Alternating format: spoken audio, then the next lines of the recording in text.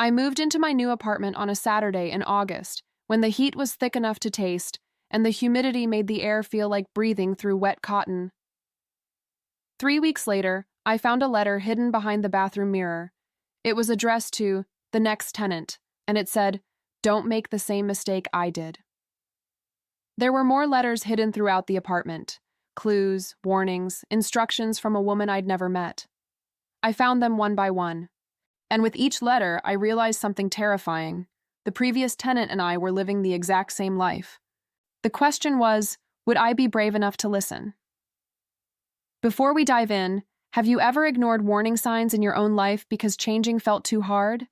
Or discovered that you were repeating patterns you didn't even realize existed? Drop your answer in the comments below. And if you love stories about recognizing the paths we're on before it's too late and the courage it takes to change course, please subscribe so you don't miss our next one. Now let me tell you about the letters that saved my life. The building was new, all glass and steel, and the kind of sterile modern aesthetic that looked impressive in photos but felt cold in person. 23rd floor, floor-to-ceiling windows, a view of the skyline that the real estate agent had insisted was worth the premium. I'd taken the apartment because of the promotion, senior marketing manager at Crawford & Associates, one of the biggest firms in Atlanta. More money, more responsibility, more hours. The kind of opportunity people congratulated you for even when they could see the exhaustion in your eyes. The previous tenant had moved out 6 months ago, according to the landlord. The apartment had been empty since then, staged and shown but never rented until me. "Very particular tenant," the landlord had said. "Left the place immaculate. You're lucky. Some people trash these places." I spent the first week unpacking in the evenings after 14-hour days at the office.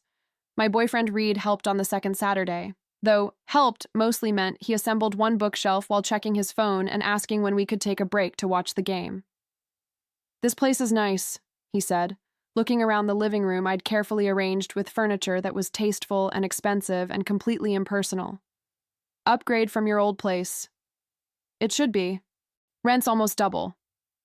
"Worth it, though. Shows you're doing well." I nodded, even though I wasn't sure who I was trying to show. Reed kissed my forehead and left to meet friends at a bar. I stayed behind, telling him I had work emails to catch up on. The truth was, I didn't want to go. Didn't want to make small talk with his college friends who all worked in finance and talked about nothing but money and sports. It was easier to stay home, to work, to be productive. On my third Sunday in the apartment, I noticed the bathroom mirror was crooked, just slightly off-center, tilted maybe 2 degrees to the left, the kind of thing most people wouldn't notice, but I noticed. I'd always been the type to need things straight, aligned, perfect. I went to adjust it, reaching up to shift the frame. The mirror was heavier than I expected, mounted on some kind of bracket system. As I tilted it back into place, I heard something slide behind it. A soft scraping sound, like paper against wall. I pulled the mirror away from the wall slightly and looked behind it. There, tucked into the space between mirror and wall, was an envelope. Plain white, unsealed, with 2 words written on the front in neat handwriting, "Next Tenant." My heart did something strange, a skip, a flutter. I pulled the envelope out and opened it. The letter inside was handwritten on simple notebook paper, the kind you'd use for grocery lists or quick notes. But the message wasn't quick. It was a full page, written carefully, each word deliberate. "To whoever comes after me, if you're reading this, you're probably like me. The type who notices when things aren't straight. The type who can't leave well enough alone. The type who needs everything to be perfect." I lived in this apartment for 4 years. When I moved in, I was 31 years old. I'd just gotten a big promotion. I was in a relationship that seemed stable. I thought I had everything figured out. I was wrong about almost everything. There are more letters hidden in this apartment. In places you'll find them when you're ready. Read them. Think about them. And please, don't make the same mistake I did. You have a chance. Don't waste it. V. I read the letter 3 times, standing in my bathroom, the August heat pressing against the windows despite the aggressive air conditioning. The handwriting was confident, clear. The tone was urgent without being dramatic. It felt like a warning. I should have thrown the letter away. It was strange, unsettling, the kind of thing that would make most people uncomfortable. But I didn't throw it away. I folded it carefully, put it back in the envelope, and placed it in my desk drawer. The next 2 weeks were busy. A major campaign launch at work, late nights at the office, dinners eaten at my desk while reviewing presentations. Reed and I had plans twice, but I canceled both times. He said he understood. He always said he understood. On a Thursday night, 3 weeks after finding the first letter, I got home at 10 p.m. after a 16-hour day. I was exhausted, my eyes burning from staring at screens, my body aching from sitting in the same chair for hours. I went to the kitchen to make tea, something to help me sleep, to turn off the part of my brain that was still running through tomorrow's meetings. I pulled open the drawer where I kept tea bags. The drawer stuck slightly, like something was blocking it. I pulled harder and it came free with a jolt. A piece of paper fell out, fluttering to the floor. Another letter. This one was folded smaller, tucked behind the drawer itself. I picked it up and unfolded it. "You're working late, aren't you? I can tell because you're making tea at whatever ungodly hour you got home. Let me guess, chamomile? Something to help you relax after another day of slowly killing yourself in an office?" I did this for 4 years. Got home at 9, 10, 11 p.m., made tea, told myself I was building my career. That the sacrifice was worth it. That once I made senior manager or director or VP, then I could slow down, then I could breathe. Spoiler, that moment never comes. The goalposts just move. There's always another promotion, another project, another reason to say yes when you should say no. Here's a question I wish someone had asked me. When was the last time you did something just because you wanted to? Not because it was good for your career. Not because it made sense strategically. Just because it made you happy? If you can't remember, you're making my mistake.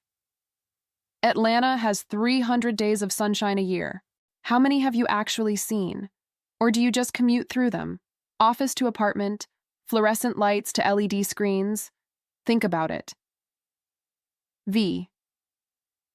I stood in my kitchen, holding the letter, the tea kettle starting to whistle on the stove. My hands were shaking slightly. This stranger was pissing me off. Who does she think she is to say she knows anything about my life? On the other hand, when was the last time I'd done something just because I wanted to? I couldn't remember.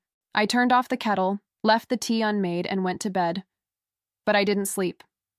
I stared at the ceiling, thinking about the letter, about the woman who'd lived here before me, about the fact that she'd known, somehow known, exactly what my life looked like. The next morning, I called in sick to work. It was the first sick day I'd taken in 2 years. My boss sounded shocked. "Are you sure? We have the presentation this afternoon." "I'm sure. I'm sorry." I hung up before he could guilt me into coming in anyway. I spent the day searching the apartment, systematically, methodically, the way I approached everything. I checked behind picture frames, under furniture, inside closets. I felt like I was looking for clues in a mystery I didn't understand yet.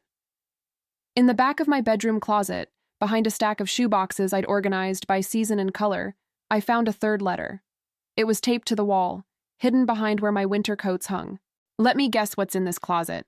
Clothes you haven't worn in months, maybe years, but you keep them because they were expensive, or because they might fit again someday, or because getting rid of them feels wasteful. I'm not talking about the clothes. I'm talking about your relationship. You're with someone who's fine, who's stable, who makes sense on paper. Your friends approve. Your family thinks he's great. He's the kind of person you're supposed to be with. But you're not in love with him. Maybe you were once, or maybe you just convinced yourself you were because he checked the right boxes. I stayed in a relationship like that for 3 years. He was nice, reliable, had a good job, wanted the same things I was supposed to want. We talked about getting engaged, buying a house, all the things people do, but when I imagined growing old with him, I felt nothing. Not excitement, not fear, just nothing. That's not love, that's convenience. That's settling. And the saddest part? I knew it. I knew it the whole time. I just didn't have the courage to admit it. Do you? V. I sat on my closet floor, holding the letter, and felt something crack open inside my chest. Reed was fine. He was stable. He had a good job in commercial real estate. He was handsome in a conventional way, polite to servers, remembered my birthday. My mother loved him. My coworkers thought we were a perfect match. But when I tried to imagine marrying him, spending the next 50 years with him, I felt exactly what the letter described. Nothing. We'd been together for 3 years. We'd moved in together. Well, no, we hadn't. He'd suggested it twice, and I'd found reasons to say not yet. We'd talked about engagement in vague terms, always eventually, never when. I'd convinced myself I was waiting for the right time, that I was being mature about not rushing into things. But the truth, sitting on my closet floor at 2 p.m. on a Friday afternoon, was simpler and more terrible. I wasn't in love with him. I might never have been. I was with him because he made sense, because he fit the life I thought I wanted, or was supposed to want, because breaking up would be messy and difficult, and would require admitting I'd wasted 3 years on something that was never going anywhere. I called Reed that night. He came over, still in his work clothes, looking concerned. "Are you okay? You sounded weird on the phone. I need to talk to you about something." We sat on my tasteful, expensive couch in my sterile living room, and I told him the truth. That I didn't think we should be together anymore. That I cared about him, but didn't love him the way I should. That I'd known for a while and had been too cowardly to say it. He was quiet for a long time. Then he said, "I knew."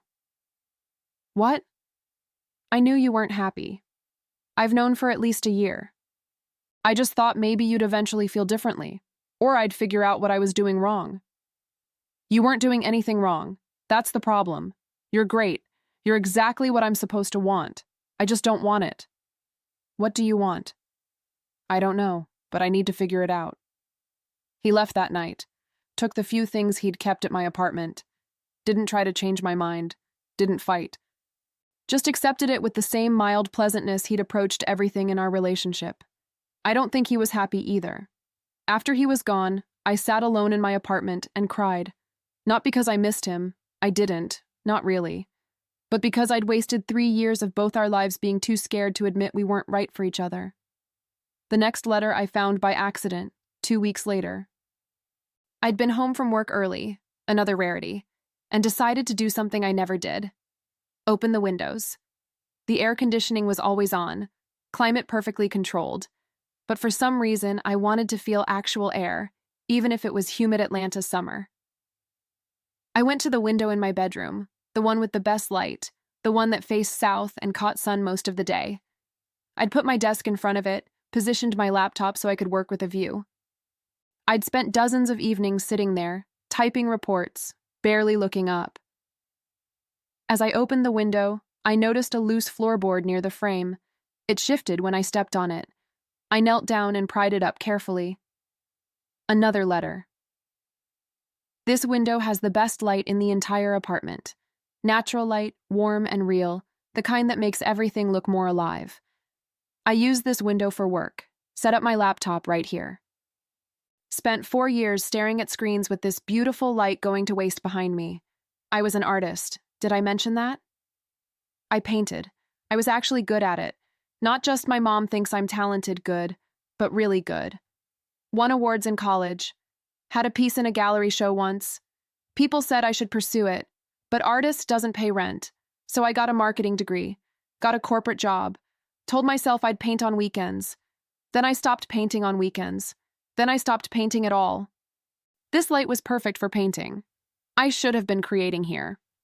Instead, I was making PowerPoint presentations about products I didn't care about for people I didn't like. What did you used to do? Before you decided to be a responsible adult. Before you chose the safe path. Before you convinced yourself that dreams were for other people. Do you even remember? V. I sat on the floor by the window, the letter in my hands, and the answer came immediately, painfully. I used to draw. Charcoal, pencil, ink. I'd filled sketchbooks with buildings and faces and hands and trees. I'd been good, really good. My art teacher in high school had pushed me to apply to art schools. I'd gotten into SCAD, Savannah College of Art and Design, one of the best. But I'd chosen business school instead, because art wasn't practical, because I needed a real career. because I was terrified of being broke and struggling and dependent on something as uncertain as talent. I'd stopped drawing sophomore year of college. Haven't picked up a pencil for anything other than signing documents in over a decade. I'd forgotten I used to be someone who created things. I spent that evening sitting by the window, not working, just sitting, and I let myself remember. The feeling of charcoal on paper. The focus required to capture shadow and light. The satisfaction of creating something that existed because I'd made it exist. I'd traded all of that for a salary and a title and an apartment with a view I never looked at. The next morning, on my way to work, sitting in traffic on I-85, the same traffic I sat in every single day, 2 hours of my life consumed by getting to and from a place I didn't even want to be. I had a thought that should have been terrifying, but instead felt like relief. I was living V's exact life. Same job, same apartment, same choices, same mistakes. And if I didn't change something, I'd end up exactly where she'd ended up, desperate enough to leave letters for strangers, hoping someone else would be braver than she'd been. I found the last letter that weekend. I'd been looking for it, systematically searching every remaining hiding place in the apartment. I found it in the back of the bathroom cabinet, taped behind cleaning supplies I never used because I paid someone to clean the apartment every 2 weeks. If you found this letter, means you've been paying attention. That's good. Here's what I didn't tell you in the other letters. I left this apartment 6 months ago. I quit my job. I ended my engagement to a man who was perfect on paper and empty in reality. I gave up my expensive apartment with its perfect view that I never had time to enjoy. I moved to a small city, mountains, slower pace. I rent a studio that costs half what that apartment costs. I paint every single day. I'm uncertain. I'm terrified half the time. And I'm more alive than I've been in 10 years. I'm not telling you to do what I did. I'm telling you to wake up before it's too late. Before you spend 4 years, or 10, or 20, building a life that looks impressive but feels empty. You're living my life right now. Same apartment, similar job, same choices, same excuses. The question is, are you going to make the same mistakes? If you need to talk to someone who understands, my email is on the back of this letter. Reach out, or don't. But either way, please, don't wait 4 years like I did. You deserve a life that doesn't feel like survival. Vanessa Torres. I turned the letter over. On the back, in the same neat handwriting, vanessa.torres@artegmail.com. I sat on my bathroom floor, holding the final letter, and I cried. Not polite tears, but the kind of crying that comes from somewhere deep and true. The kind that means something is breaking open. I'd been living on autopilot for so long that I'd forgotten I had a choice. I'd convinced myself that this was just how life was. Work, commute, work, sleep, repeat. That everyone felt this way. That the exhaustion and emptiness were just the price of being an adult. But Vanessa Torres had lived this exact life and had been brave enough to leave. Had been brave enough to admit that impressive didn't mean happy. That successful didn't mean alive. That evening, without really thinking, I grabbed my purse and drove to the mall. I knew there was an art supplies store. I felt my heart beating faster, wandering through the aisles full of special papers, pencils, pens, charcoal. When I got home, I did something I hadn't done in 12 years. I started drawing, just sketches at first. My hands were clumsy, out of practice. The proportions were wrong. The shading was inconsistent. It didn't matter. I drew the view from my window, the one I'd never really looked at. The Atlanta skyline at sunset, buildings sharp against fading light. Over the next few weeks, something shifted. I started leaving work at 6 instead of 9. I stopped checking emails after hours. I said no to projects that would consume my weekends. My boss was confused. My coworkers were concerned. But I didn't care. I'd spent years trying to be perfect at a job I didn't even like. For what? A title? A salary that let me afford an apartment I was never in? The respect of people who didn't actually know me? I started drawing every evening. Started visiting galleries in Atlanta, Krog Street Tunnel, the Beltline, spaces I'd driven past 1,000 times but never stopped to see. My apartment, which had been sterile and perfect, started to look lived in. Sketches pinned to walls, supplies on the desk, evidence that someone actually existed here.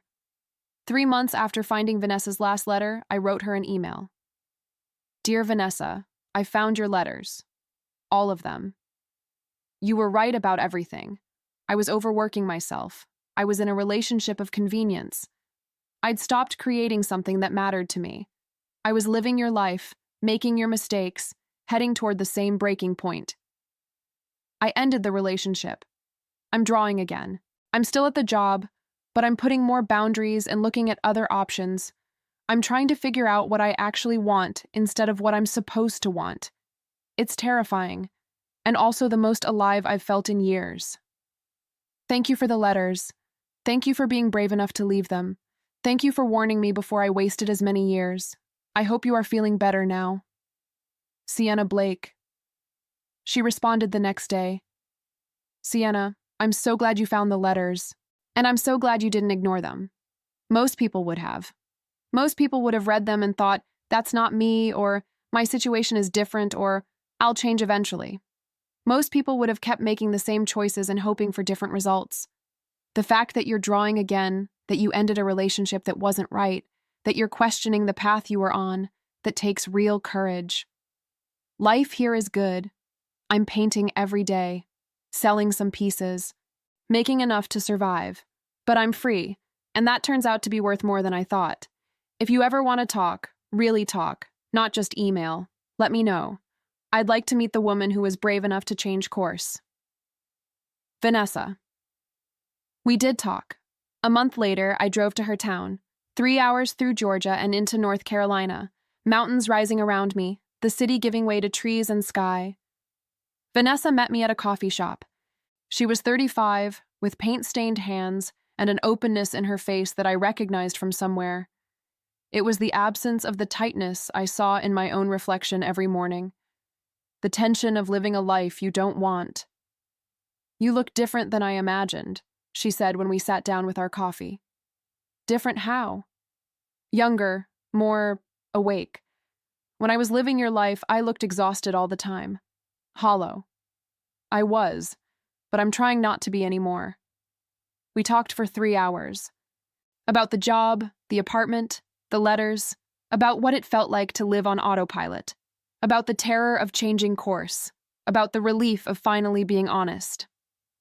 The hardest part, Vanessa said, was admitting that I'd wasted so much time. 4 years in that apartment, 3 more in the relationship that lacked love. All those years building toward a life I didn't even want. Do you regret it? I regret not leaving sooner, but I don't regret leaving. Even if it's hard now, even if I'm barely making rent some months.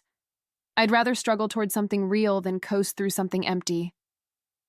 Before I left, Vanessa showed me her studio, a bright space with paintings covering the walls, bold colors, abstract forms, the kind of work that came from someone who wasn't holding back anymore. These are incredible, I said. I spent years making things other people wanted. Now I just make what needs to exist. Driving back to Atlanta that evening, I thought about what needed to exist. Not what made sense, not what was practical, just what was true. 6 months after finding the first letter, I gave my notice at Crawford & Associates. My boss tried to convince me to stay, offered me more money, more flexibility, a better title. I said no to all of it. I didn't have a plan, didn't have another job lined up, just knew I couldn't spend another day building someone else's vision while neglecting my own. I started freelancing, marketing consulting, enough to pay bills but not enough to consume my life.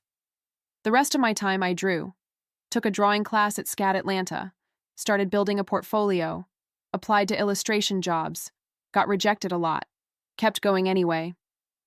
A year after finding the letters, I moved out of the Midtown apartment. I couldn't afford it anymore on freelance income, and I didn't want to. I moved to East Atlanta, smaller place, older building, less impressive address. But it had good light, and I didn't feel like I was slowly dying inside it. Before I moved out, I did what Vanessa had done. I left a letter. I put it behind the bathroom mirror, in the exact spot where I'd found hers, and I wrote to whoever came next. To the next tenant, if you're reading this, you're probably like me, like the woman who lived here before me, the type who needs things to be perfect, the type who's worked hard to build an impressive life. But impressive isn't the same as happy, and perfect isn't the same as real. The woman who lived here before me left letters warning me not to make her mistakes. I didn't listen at first. Then I did. And it changed everything. I don't know what your version of those mistakes looks like. Maybe it's a job that's killing you slowly. Maybe it's a relationship that looks right but feels wrong. Maybe it's dreams you abandoned because they were hard to achieve. Whatever it is, you deserve a life that feels like living, not just surviving. If you need to talk to someone who understands, my email is below. Be brave. You won't regret it. Sienna Blake, Sienna Blake.creates@gmail.com. I sealed the envelope, tucked it behind the mirror, and left the apartment for the last time. 2 years later, I got an email from someone named Carly Lawrence. She'd found my letter. She'd also found Vanessa's. She was a lawyer at a corporate firm, living the same life we'd lived, making the same choices. She wanted to know if it was really possible to change, if we really didn't regret it, if the fear ever went away. I told her the truth. Yes, it's possible. No, I don't regret it. And no, the fear doesn't go away. You just get better at doing things even when you're scared. I still draw every day. I'm not rich. I'm not impressive by the standards I used to measure my life. But I'm present. I'm building something that's mine. And every time I sit down to create something, I think about Vanessa Torres, who was brave enough to leave letters for a stranger, who was brave enough to admit she'd built the wrong life, and then courageous enough to build a different one. I think about the apartment in Midtown Atlanta, where 3 women lived the same life in succession, each one teaching the next one that there was another way, that you could choose differently, that it was never too late to wake up. And I think about all the other people, in all the other apartments, living lives that look successful but feel empty. And I hope they find their letters, their warnings, their maps out. Because we all deserve to be happy. We all deserve to live lives that don't require escape. We all deserve to look back and know that we were brave when it mattered. What did you think of the letters Vanessa left? Overstepping or courage to share the discovery that set her free?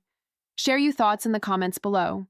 If this story about recognizing patterns, having the courage to change course, and the kindness of strangers who leave warnings for those who come after touched your heart, please hit that like button and subscribe for more meaningful stories every day. Don't forget to click the notification bell so you never miss our next thought-provoking tale. Thanks for watching, and we'll see you in the next one.